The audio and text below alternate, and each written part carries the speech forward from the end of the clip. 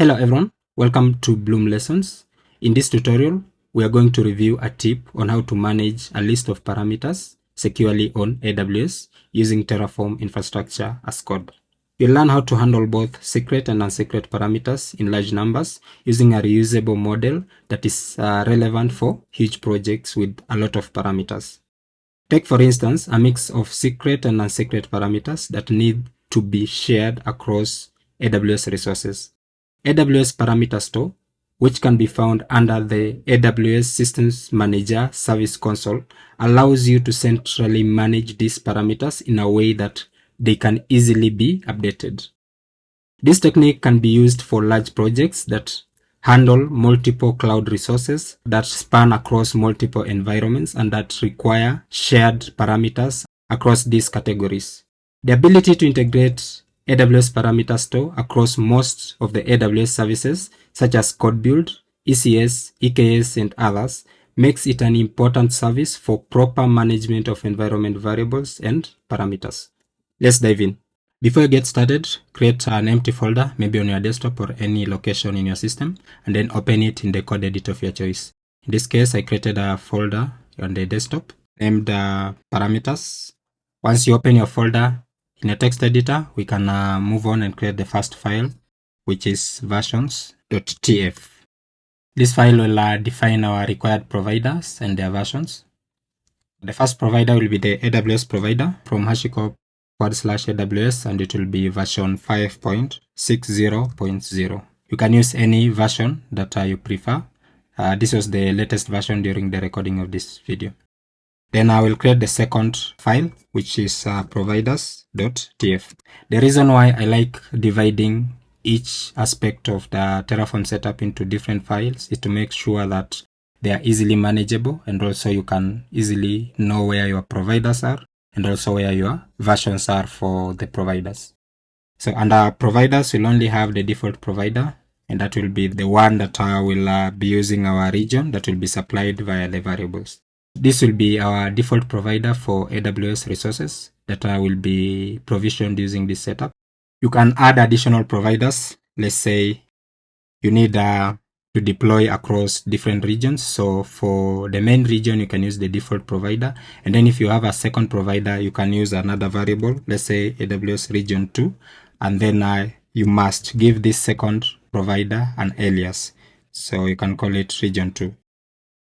And then you can pass this provider in the specific resources for this region.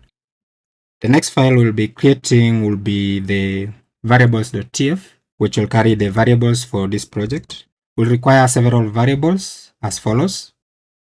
The AWS region variable. Second, we'll require a list of parameters that will be passed to our parameter store. And then the values of these variables are not passed in as default because these are considered sensitive parameters, and thus they will not be committed to source control, that is Git, which we'll be using in this tutorial. The next file we can add is the terraform.tf var file. So this is usually the default tf var file. When you have this file, whenever you run Terraform commands, Terraform will automatically read the variables in this file. So in this case, we'll be passing the variables that don't have the default in the variables.tf file via the tf var file. So those variables will have the following values. The next file we'll create will be the locals.tf that will transform our variables. Then within the locals.tf, we'll have the following local variables. The parameters variable. So the first one is DB password all the way down to appdns. You can find the same setup within the reference code below. Then we'll end by creating two files. We'll start with the main.tf that defines our resources. Under main.tf, we only have one resource, which is the module definition for our secrets. Under usual circumstances, you'll have multiple resources within this file and maybe other files that define your resources. Maybe you have clusters, load balancers, and then this will just be part of those multiple resources. So here we define the secrets and params module that will come from the module subfolder and then within the parameters subfolder.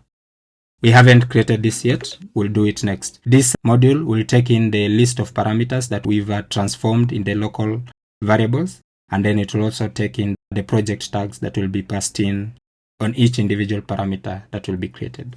Something you need to note is that whenever you have variables that require transformation for further consumption by Terraform resources, it's recommended you do the transformations within the locals block. This locals block doesn't necessarily need to be in this locals.tf file. You can even put it in any TF file as long as it makes sense to your project structure. Then lastly, we'll create the outputs.tf, and then we'll populate this file towards the end after we create the module. At that point, it will make sense why we are outputting those values. Let's now create the modules folder within the root folder.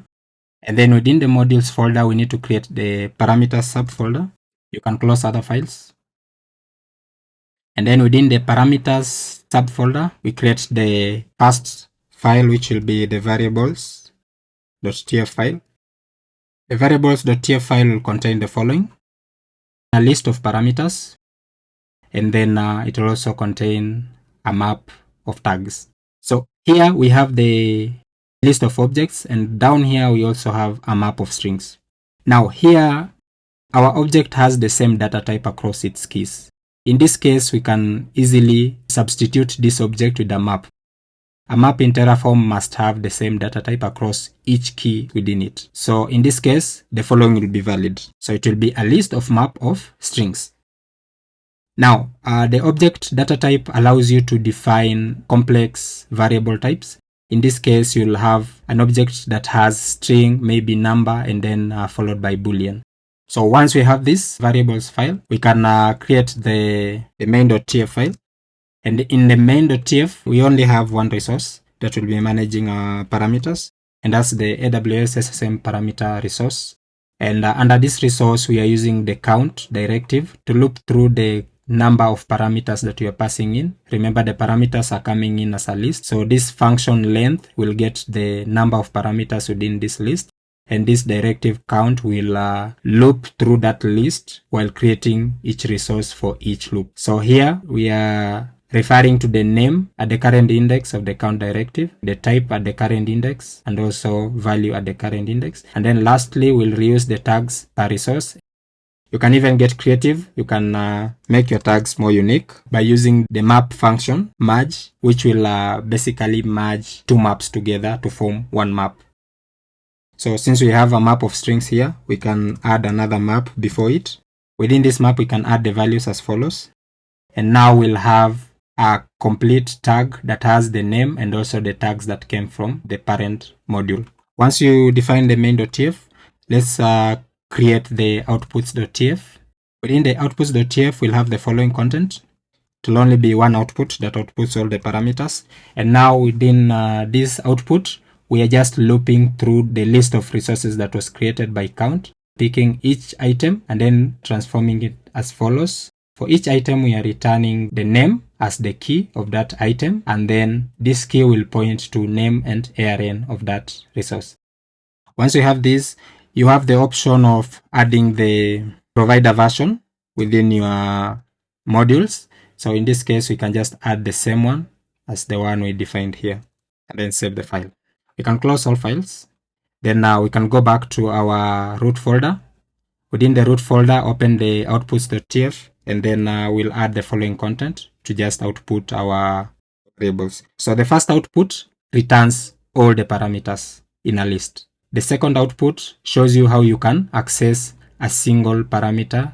This is a secret parameter. And then the last output shows you how you can access a single parameter also, but this one is a non-secret parameter. So the secret parameters are identified by secure string, while non-secret parameters are identified by string. With this setup, open the root folder where you have this code in your terminal. Then if you have Node.js installed, you can initialize a git ignore file using the git ignore package on npm. You can just run npx git ignore, and then you can run Terraform. This one will generate for you a standard git ignore file that you can modify. In this case, we'll be ignoring all the TF values. Once we initialize our git ignore file using npx, next we need to initialize the Git repository. So here we can just do Git init. Once you initialize the repository, you'll see this file is ignored automatically, and then we can just do our first commit. And that's the importance of having your secret variables here, because they won't be sent to the shared source control. Next, we need to make sure we have AWS CLI installed, and also you've selected the correct profile or credentials. For more information on how to manage multiple AWS accounts on your local machine, check the video in the description. Here we'll just select our current profile that we are using, which will be the Bloom Lessons profile. Before we run Terraform in it, we forgot to initialize our backend. So in this tutorial, I wanted us to use a remote backend and not the local state management. So a remote backend will allow us to share our state across collaborating teams. So in this case, we'll just create a backends.tf. Once you create the backend.tf, you'll add the following values within it. Substitute the bucket name with your own S3 bucket, and also you can choose to encrypt or set this to false. By default, it's false. The key of our state file within this bucket will be parameters management, and then the region will be US West 2. Once we have our backend, now we can run Terraform. Validate, to validate if we have any errors. You can see we have to initialize first because our module is not installed. So we run Terraform init. You can then run Terraform validate to validate your setup. If everything is configured correctly, you should get an output similar to this, showing you success. And then finally, you can run Terraform plan to see the resources that will be created. Terraform plan runs, and then it shows you the resources and also the changes to the output. After you run plan and you're satisfied with the output, you can proceed and run Terraform apply. With Terraform apply, once it runs the plan, you'll have to approve it by entering yes using the correct casing as shown here. Wait for the resources to be created. You can see the outputs. It will show you the summary of the resources added, which are 8, changed 0, and destroyed 0, because this is our initial apply. You can see the output for the plain string and also for a single secure string, and then for the rest of the parameters. With this output, you can even transform it within your locals.tf and then obtain the ARNs alone, and then pass these ARNs maybe to an IAM policy that is supposed to be used by code build to configure permissions to access these parameters. That marks the end of this tutorial. If you find this video helpful, click on the thumbs up button and also subscribe. See you in our next tutorial. Bye bye.